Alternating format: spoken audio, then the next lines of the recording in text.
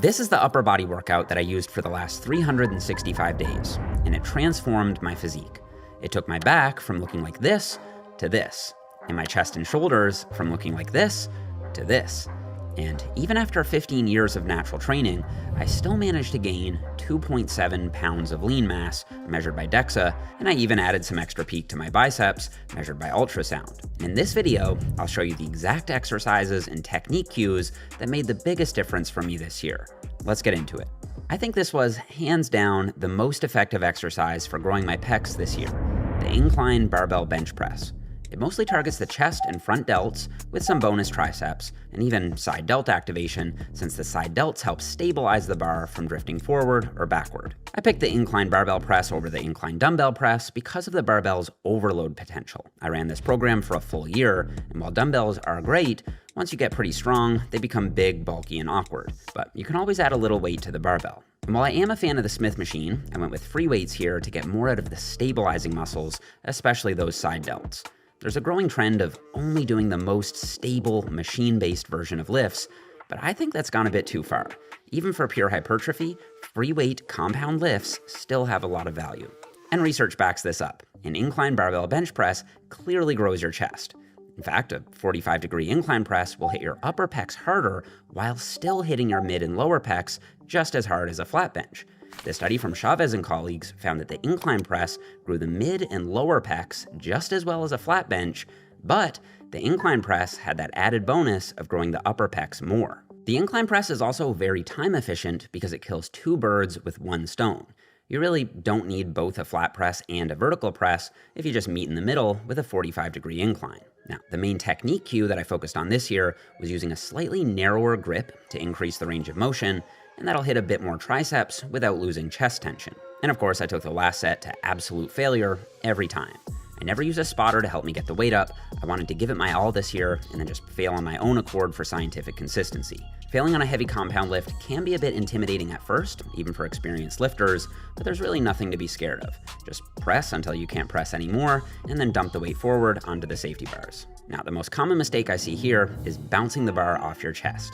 Yes, you can lift more weight this way, but remember, progressive overload is when you add a little weight or a rep from week to week, and that only counts if your technique stays consistent. So control the descent, do a slight pause on your chest, and then press the weight up and slightly back.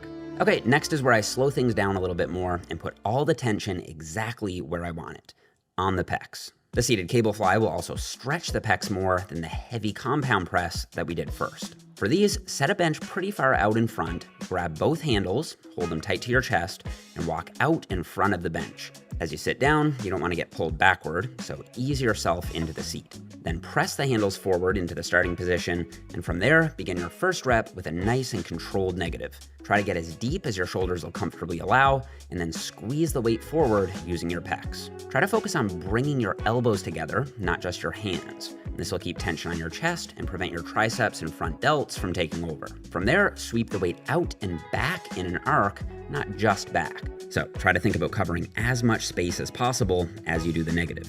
Now, I picked these over a pec deck because I do find I can get a bit deeper here than most pec decks allow. And I do them seated over standing because if you're seated, you'll be a bit more stable, which means no tension coming from the weight stack is being lost to my ankles or my low back, which will have to do some stabilization when I'm standing. Remember, our goal here is pure pectoral isolation. Now, the most common mistake I see here is letting your elbows drop.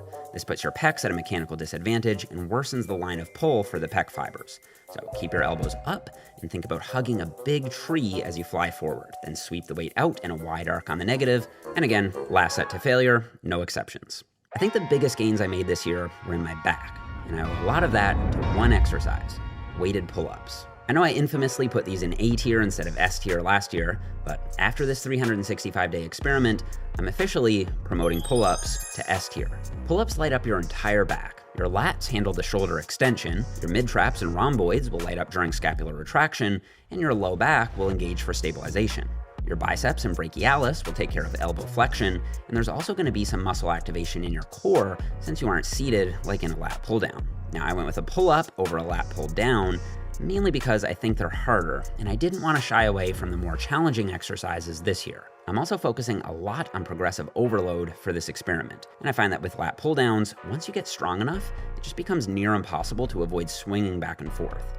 However, with pull-ups, you are more limited in how much you can swing and sway, especially once you get some weight strapped to you, and especially if you do a pause in the bottom of each rep. I'm not saying pull-ups are better than pull-downs, they each have their strengths, but yes, I attribute most of my back growth this year to doing a lot of weighted pull-ups. 2 simple technique cues. Think about getting your chest to the bar rather than just getting your chin over the bar. This will help you stay in control of the movement better. And then, this may sound obvious, but as you pull, you want to think about pulling with your back rather than with your arms. Your arms are just connectors. So instead of pulling with your arms, think about driving your elbows down and in. This will activate your lats and prevent your biceps from taking over. I also use both liquid chalk and straps on these, so my grip doesn't limit my back gains. And for the experiment, I used this grip in between a fully pronated wide grip and a neutral grip. I just find it a little more comfortable on my shoulders, but they all work. A very common mistake here is, oddly enough, when people worry too much about feeling their lats.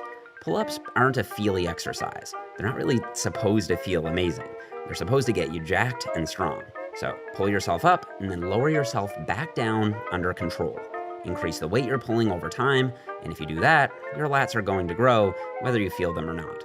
So when I started this experiment, I did 30 pounds for 6 reps on day 1. And now I just did 60 pounds for 6 reps. And that's just straight progressive overload. Pretty happy with that. And yes, that was my last set, so taken to failure as always. If you can't do weighted pull-ups yet, no problem. Just start with assisted pull-ups. You can use a band or a machine and gradually reduce the assistance. Eccentric only pull-ups are also a great progression tool. Just use a box so you can start at the top of the range of motion and then lower yourself down slowly and repeat. My side delts also definitely improved throughout the course of this experiment, and I attribute most of that to this exercise right here, high cable lateral raises. Just 2 or 3 sets of 8 to 10 reps, but I push those sets hard. When done right, these almost exclusively target the side delts, which are arguably the most important muscle fibers for creating that wide, tapered X-frame look. And I use cables here because they provide consistent tension throughout the range of motion, unlike dumbbells where there's no tension at the bottom and peak tension only kicks in at the very top. Also, by setting the cable higher, you'll make the movement hardest when your delts are most stretched. Yeah, I do think the importance of the stretch was slightly exaggerated on social media for a while, but it's still true that with cables, peak tension always occurs when there's a 90-degree angle between your arm and the cable, and that happens early in the range of motion when the pulley is set high. Now, a study published just this past December compared cable lateral raises to dumbbell lateral raises. The study we've all been waiting for, at least I was. Each subject trained one arm with cables and the other arm with dumbbells twice a week, 5 sets per session, all sets to failure. After 8 weeks of training, they found that both exercises grew the side delts about the same. So if you don't have access to cables, the good news is dumbbells still get the job done. That said, this study didn't have their subjects perform cable lateral raises quite the way I do them. They stopped their range of motion directly at their side, which I'd argue means they were missing out on one of the main potential benefits of using a cable, which is that extra range of motion you get by sweeping the weight across your body. Still, based on this new data, I doubt cables versus dumbbells is a true game changer.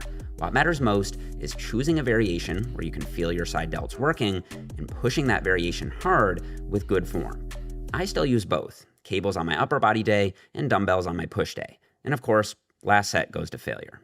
Now, by far, the most common lateral raise mistake is shrugging the weight up. This will cause your upper traps to take over and rob your side delts of tension. Instead, focus on sweeping the weight out rather than lifting it up. If you're struggling to get a feel for this, stand up against a wall and push your arm out sideways against the back of your forearm.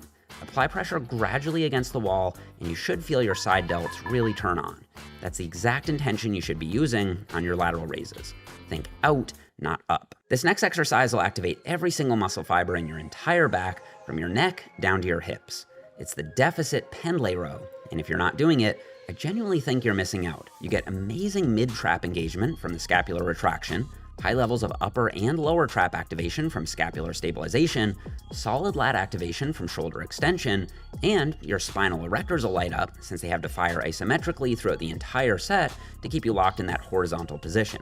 By standing on a bumper plate, you'll increase the range of motion, giving your lats a deeper stretch at the bottom than a traditional floor-level pendlay row. I also tweak the execution for hypertrophy. Instead of the typical explosive up, drop down style, I keep the explosive positive, but slow down the negative to maintain eccentric tension and control. Then on the last set, I push beyond failure by using lengthened partials. Yes, I still do these on some exercises. So when I can't get that full squeeze at the top, I still grind out another 3 or 4 reps in the stretch position where the lats are the strongest. I know some of you are sick of lengthened partials, but this is a spot where they really make sense, especially given the lat strength curve.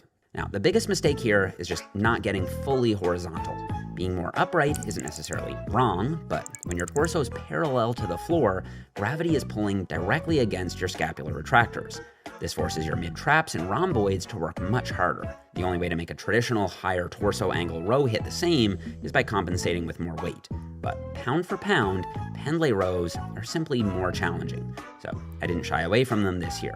Also, make sure you use straps or, at the very least, chalk. If you're letting grip hold you back here, you're definitely leaving back gains on the table. Last set to failure. For triceps, I'm using what current research shows is likely the single most effective movement, not just for the long head, but for all 3 heads, the cable overhead triceps extension. This study compared overhead extensions to pushdowns and found that overhead extensions caused 50% more growth in the long head, 40% more growth in the lateral and medial heads, and 40% more growth in the triceps overall. It's a killer. If I only have time for one triceps exercise, this is the one. Now, the most common mistake here actually happens before the set even starts, during the setup. Most people set the cable way too low and waste a bunch of energy trying to spin and twist themselves into position. Instead, just move the cable up higher, squat underneath it, and use your legs to lift the weight up into place. Then take a step or 2 forward, and you're ready to go. No wasted energy. Failure. All right, biceps. This part's super cool because a few new studies on biceps growth just dropped. And wouldn't you know it, there's even one comparing my personal favorite, the Bayesian cable curl, to the classic preacher curl. The results? Well, there were non-significant trends favoring the Bayesian curl, but nothing statistically significant. That could be because the study was underpowered, it only had 15 subjects and it ran for just 10 weeks, or it could mean that both exercises grow your biceps equally well. Regardless, on my upper body day, I've been doing Bayesian curls, because based on the totality of the evidence, I still suspect they have a slight edge, especially thanks to that deadly combo of long muscle length and high tension in that lengthened position. Failure. But to be sure, on my pull day, where I train biceps again, I do preacher curls and hammer curls. Failure, failure. Now, if you want my full upper-lower push-pull legs program, it's available now at jeffnipper.com. I'll link it down below, and I'll also put a discount code in the description box just for YouTube, so you can save 25%. Also, thanks for all the love on the last video. My brother and I went through the comments, and we were blown away by all the support and love. We both really appreciate it. We've also both started experiment number 2, so make sure you subscribe so you don't miss what's coming next. All right, thanks for watching, guys. I'll see you all here in the next one.